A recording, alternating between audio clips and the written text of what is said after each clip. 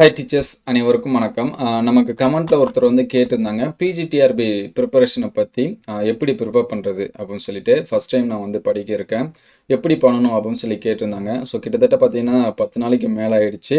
அவங்க கோச்சிக்காதீங்க. ஏன்னா நான் வந்து பேப்பர் கரெக்ஷன் இதெல்லாமே இருந்ததுனால கொஞ்சம் நேரமாக கிளம்பி போகிற மாதிரி இருக்கும். முடிஞ்சு வீட்டுக்கு வரது கொஞ்சம் லேட்டாக இருக்கும்.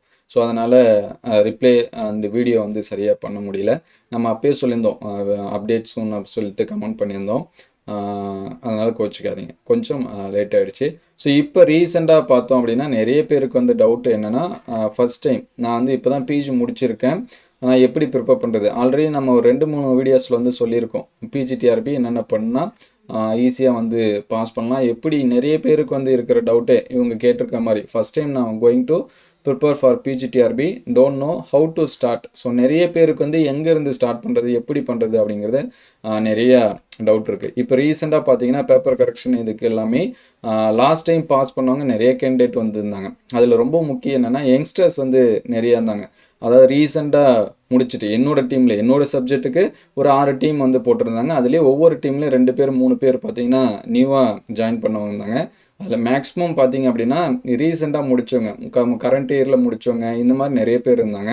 ஸோ அவங்கள்ட்ட எல்லாமே பேசும்போது அவங்க சொன்ன விஷயங்கள் என்ன அப்படின்னு சொல்லி பார்த்தீங்கன்னா, கண்டினியூவாக படிச்சுட்டே இருந்தேன் சார் அப்படின்னு தான் சொல்லி சொன்னாங்க. ஸோ நீங்கள் இப்போ வந்து கரண்ட்டில் முடிச்சிருக்கீங்க அப்படின்னா நான் சொல்லக்கூடிய விஷயத்தை வந்து ஃபாலோ பண்ணுவாங்க. எனக்கு தெரிஞ்ச ஒரு சில விஷயங்கள் சொல்கிறேன். நீங்கள் இன்னும் ஒரு சில பேர்கிட்ட நிறைய யூடியூப் சேனல்லாம் சொல்கிறாங்க என்னென்ன பண்ணலாம் அப்படின்னு சொல்லிட்டு.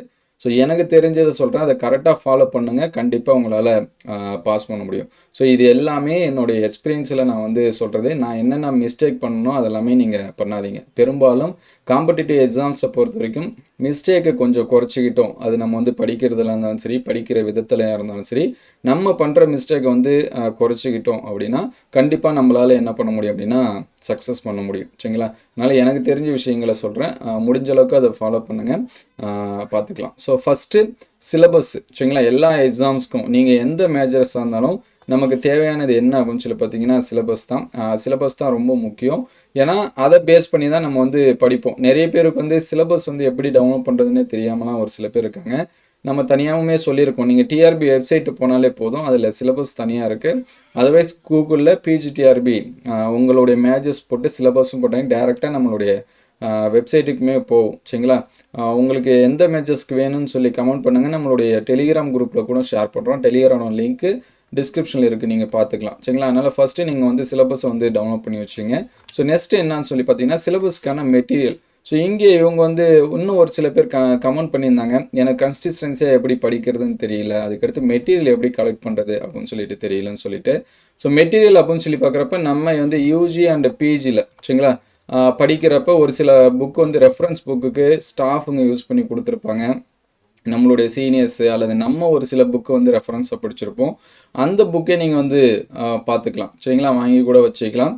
நிறைய பேர் எதிர்பார்க்குறது என்னென்னா, எனக்கு பாயிண்ட்டாக தான் இருக்கணும். சரிங்களா? இந்த டாபிக்னால் ஒரு 10 பாயிண்ட் 20 பாயிண்ட் இது படிக்கணும், இதுலேருந்து எனக்கு வந்து எக்ஸாம்ஸ்க்கு வந்து வரணும் அப்படின்னு சொல்லிட்டு நிறைய பேர் வந்து எதிர்பார்க்குறீங்க. ஒரு சில பேர்லாம் கைடு இல்லாமல் பார்ப்பாங்க. ஒரு 100 பக்க கைடு, 200 பக்க கைடு, இது மட்டுமே போதும், இது நான் படித்தா பாஸ் ஆகிடும் அப்படின்னு சொல்லிட்டு எல்லாமே ஒரு சில பேர் இருக்காங்க. ஸோ அந்த மாதிரி மிஸ்டேக் வந்து தயவு செஞ்சு பண்ணாதீங்க. நீங்கள் மெட்டீரியல் புக்காக வந்து ரெஃபரன்ஸ் புக்கு உங்களுடைய மேஜர்ஸ்க்கு ரெஃபரன்ஸ் புக்காக வாங்கி வச்சுங்க. உங்களுக்கு ரெஃபரன்ஸ் புக்கை பற்றி டவுட்டாக இருக்குது அப்படின்னா உங்களுடைய மேஜர்ஸ்க்கு, மோஸ்ட்லி சயின்ஸ் மேஜர்ஸ் வந்து பார்த்துருக்கோம், 12th அண்ட் 11th லாஸ்ட்டாக பார்த்தீங்கன்னா அந்தந்த கண்டென்ட்டு எந்தெந்த புக்கிலேருந்து எடுத்திருக்காங்க அப்படின்னு சொல்லிட்டு ஒரு சில ரெஃபரன்ஸ் புக் எல்லாமே கொடுத்துருக்காங்க. நீங்கள் அதை கூட வந்து என்ன பண்ணிக்கலாம், வாங்கி வச்சுக்கலாம். அல்லது உங்களுடைய சீனியர்ஸ்ட்டை நீங்கள் வந்து என்ன புக்கு படிக்கலாம் அப்படின்னு சொல்லிட்டு வாங்கி வச்சுக்கலாம். ஸோ அடுத்தடுத்த வீடியோவில் நான் ஒரு சில மேஜர்ஸ்க்கு என்னென்ன படிக்கலாம் அப்படிங்கிறதையும் அப்டேட் பண்ணுறேன். ஸோ மெட்டீரியல் அப்படிங்கிறது நீங்கள் கலெக்ட் பண்ணி தான் ஆகணும். அது உங்களுடைய சீனியர்ஸ்ட்டை அல்லது உங்களுக்கு தெரிஞ்சவங்கள்ட்ட இந்த மாதிரி யார்ட்டையாவது நீங்கள் வந்து வாங்கி தான் வச்சாகணும். அதர்வைஸ் நீங்கள் ஒரு கோச்சிங் கிளாஸஸோ இல்லை வேறு எங்கேனாச்சும் கிளாஸ் ஜாயின் பண்ணிங்க, ஆன்லைன் கிளாஸ் இந்த மாதிரி ஜாயின் பண்ணிங்கன்னா அவங்க மெட்டீரியல் தருவாங்க, அதையும் வந்து நீங்கள் ரெஃபரன்ஸுக்கு யூஸ் பண்ணிக்கலாம். ரொம்ப முக்கியம், நீங்கள் வச்சிருக்கக்கூடிய சிலபஸுக்கு அந்த மெட்டீரியல் எல்லாமே கவர் ஆகுதா அப்படிங்கிறத பார்த்துங்க. உங்களுக்கு ஃபில்லாக இருக்கா, நீங்கள் ஒரு யூனிட்டை படிச்சுட்டு ஏற்கனவே டிஆர்பியில் கேட்ட கொஷனுக்கும் இதுக்கும் அந்த கண்டினியூட்டி இருக்கா அப்படின்னு சொல்லி பார்த்துங்க.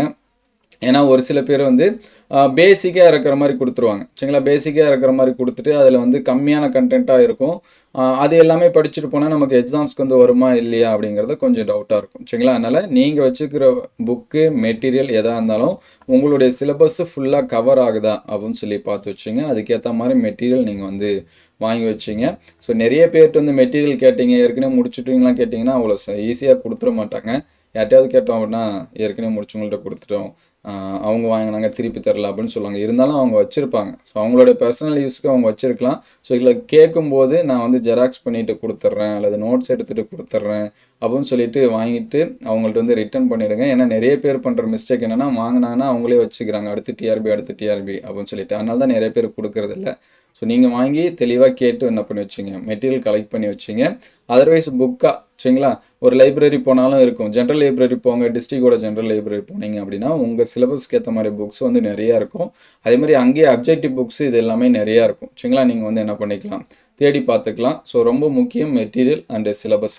ஸோ அதுக்கடுத்து பார்த்தீங்கன்னா ஒரு வாரத்துக்கு என்ன படிக்கணும். நீங்கள் கோச்சிங் கிளாஸ் போனீங்க அப்படின்னா அவங்க வந்து சொல்லிவிடுவாங்க. பெரும்பாலும் கோச்சிங் கிளாஸ் எப்போ ஸ்டார்ட் பண்ணுவாங்கன்னா எக்ஸாம் நோட்டிஃபிகேஷன் வந்த பிறகு நிறையா சென்டர்ஸ் வந்து ஸ்டார்ட் பண்ணுவாங்க.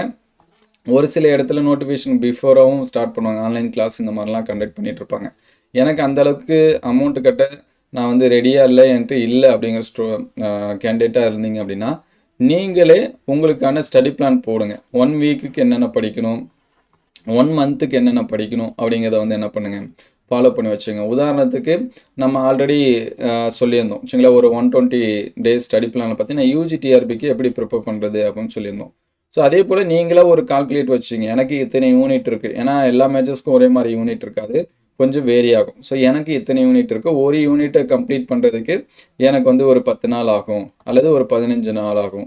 இதை வந்து டார்கெட் ஃபிக்ஸ் பண்ணி வச்சுங்க. ஸோ அதுக்கு நீங்கள் வந்து என்ன பண்ணணும் அப்படின்னா சிலபஸ் நம்மள்ட்ட இருக்கணும், அதுக்கான மெட்டீரியல் இருக்கணும். அப்படின்னா தான் அதை நீங்கள் வந்து ஃபிக்ஸ் பண்ண முடியும்.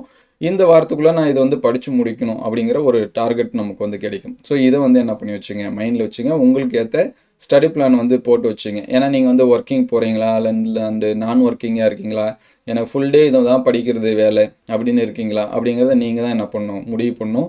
இன்னும் ஒரு சில பேருக்கு வந்து இப்போ ரீசனாக முடிச்சவங்களுக்கு எல்லாமே யோசிச்சுட்டு இருப்பாங்க, நான் அடுத்து வேலைக்கு போகலாமா அல்லது டிஆர்பிக்கு படிக்கலாமா அப்படின்னு சொல்லிட்டு. ஸோ ஃபஸ்ட்டு என்னுடைய கருத்து என்னென்னா, உங்களுடைய சூழ்நிலை, நான் வேலைக்கு போய் தான் என்னோடய ஃபேமிலியை வந்து காப்பாற்றணும் அப்படின்னு இருந்துச்சு அப்படின்னா நீங்கள் தாராளமாக வேலைக்கு போயிட்டே படிங்க. அதர்வைஸ் ஒன்றும் பிரச்சனை இல்லை, ஒரு 1 இயர் அல்லது 2 இயர்ஸ் வந்து இல்லைனாலும் சமாளிச்சுக்கோங்க அப்படின்னா தயவு செஞ்சு எக்ஸாம்ஸ்க்கு வந்து படிங்க. கண்டிப்பாக முயற்சி எடுத்து படிச்சிங்கன்னா பாஸ் பண்ண முடியும். இன் ஃப்யூச்சரில் எல்லாத்துக்கும் சூழ்நிலை எப்படி இருக்குன்னு சொல்ல முடியாது, எப்படி வேணாலும் சேஞ்சஸ் ஆகலாம் சரிங்களா. அதனால் நமக்கு கிடைக்கக்கூடிய வாய்ப்பை கரெக்டாக என்ன பண்ணி வச்சுங்க, பயன்படுத்தி வச்சுங்க. இன்னும் ஒரு சில பேர் டவுட்லேயே இருப்பாங்க, எக்ஸாம்ஸ் வந்து வருமா வராதா, அதை பற்றி நீங்கள் கவலையப்படாதீங்க. கண்டிப்பாக எக்ஸாம்ஸ் வந்து 2 இயர்ஸ் ஒன்ஸு அல்லது 1 இயர் ஒன்ஸ் இந்த மாதிரி வந்துட்டு தான் இருக்குது. அதனால் யார் பேச்சும் கேட்காதீங்க, நீங்கள் எக்ஸாம்ஸ்க்கு வந்து படிக்கிற வேலையை பாருங்கள். அதுக்கடுத்து ப்ரீவியஸ் இயர் கொஷின் ரொம்ப ரொம்ப முக்கியம். என்னென்னா இந்த ப்ரீவியஸ் இயர் கொஷின் வந்து எல்லாமே படித்து முடிச்சுட்டு தான் படிக்கணும்னு அவசியம் இல்லை சரிங்களா. நீங்கள் வந்து ஃபஸ்ட் யூனிட் படிக்க ஸ்டார்ட் பண்ணுறனாங்களே நீங்கள் ஏதாவது ஒரு இயர் கொஷின் வந்து படித்து கம்ப்ளீட் பண்ணிக்கலாம். ஒரு நாளைக்கு ஒரு 50 கொஷின் அல்லது ஒரு 100 கொஷின், ஒரு 1 ஹவர் அல்லது 2 ஹவர்ஸ் வந்து ஸ்பெண்ட் பண்ணுங்கள். நிறைய இயர் கொஷின் இருக்குது.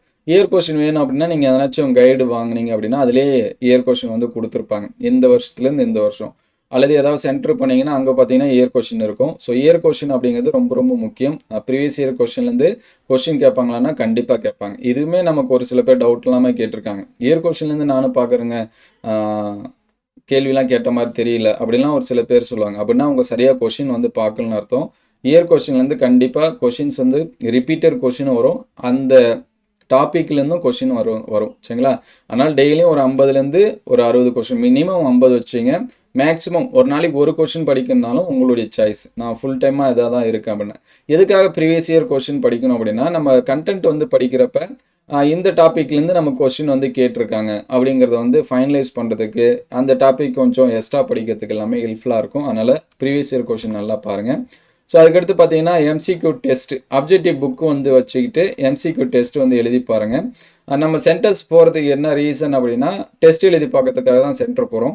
ஸோ சென்டர் போக முடியாத பட்சத்தில் நம்மளே அப்ஜெக்டிவ் புக்கு வச்சு டெஸ்ட் எழுதணும். ஸோ அப்ஜெக்டிவ் புக்கு நிறையா இருக்குது.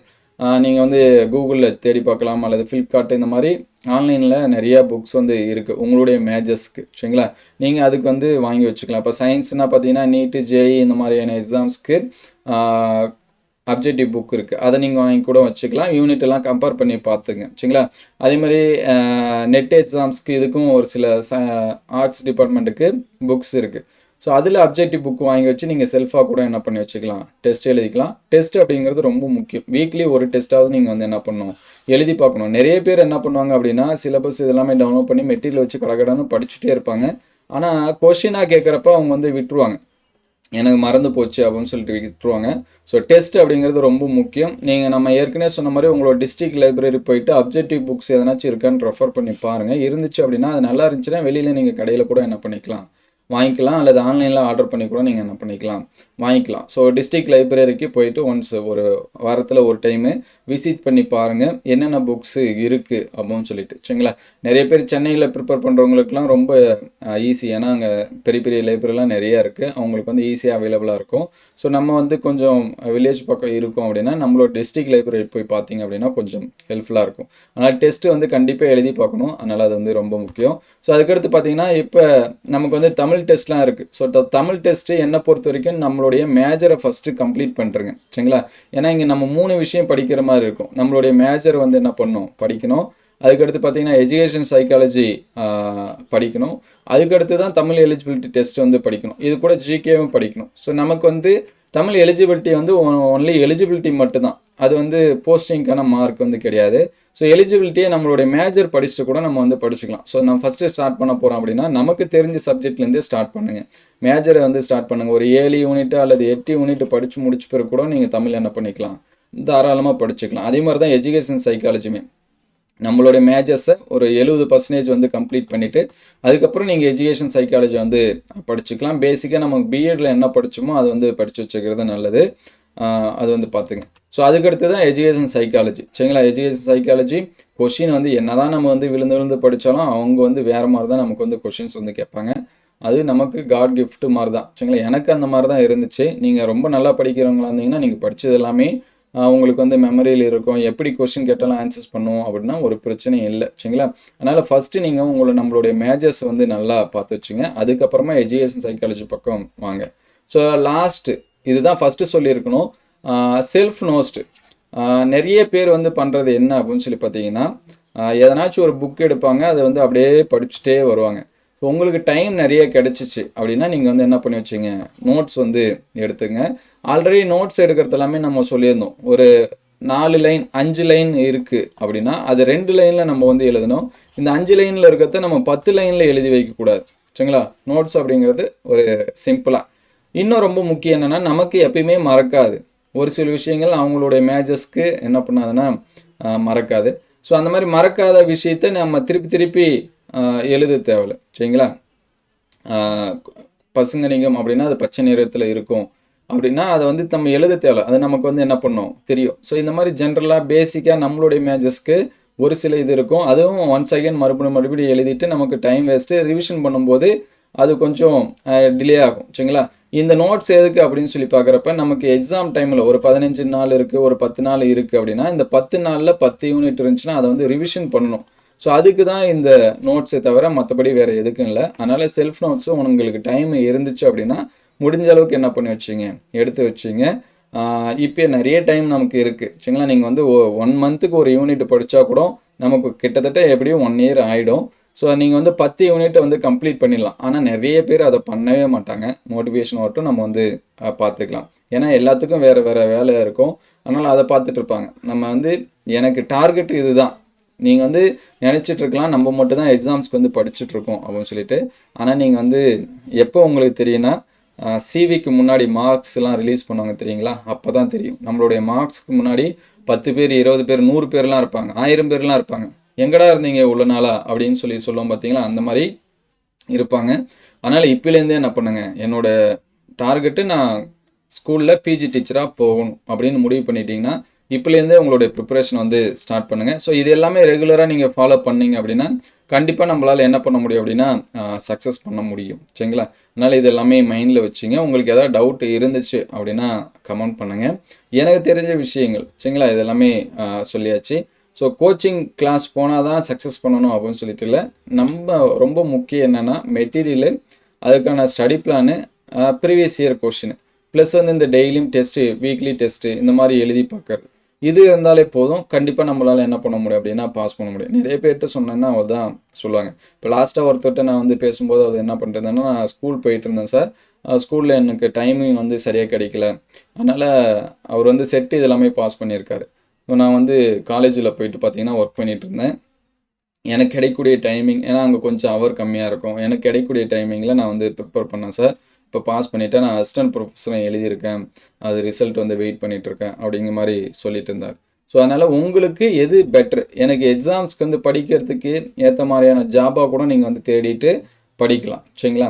அதனால் தொடர்ந்து படிச்சுட்டே இருங்க. உங்களுக்கு எதாவது டவுட்னா கமெண்ட் பண்ணுங்கள். எனக்கு தெரிஞ்ச ஒரு சில விஷயங்களை நான் வந்து சொல்கிறதுக்கு ரெடியாக இருக்கேன். Thank you all.